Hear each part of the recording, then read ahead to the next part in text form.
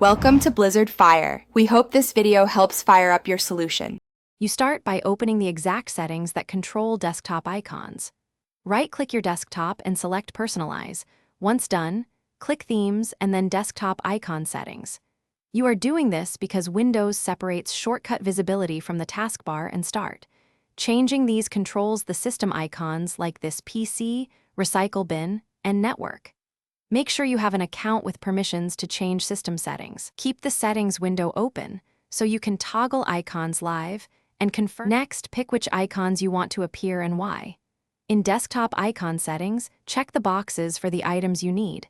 This PC, user files, network, recycle bin, because each box maps to a system folder or view. Once you check them, click Apply to have Windows redraw the desktop. This forces icon cache refresh.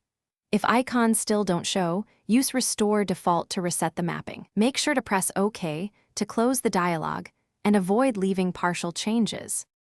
To finish, validate and troubleshoot if icons don't appear. First, refresh the desktop or open Task Manager and restart Windows Explorer. This often forces a visual update. If that fails, rebuild the icon cache by deleting icon cache. DB and restarting. This clears corrupted thumbnails and mappings. Also make sure group policy or registry settings aren't blocking desktop icons, especially on work machines. If you're locked out, contact IT. Once resolved, confirm icons stick after reboot, and you're done. Thanks for watching. If you found this helpful, don't forget to like and subscribe.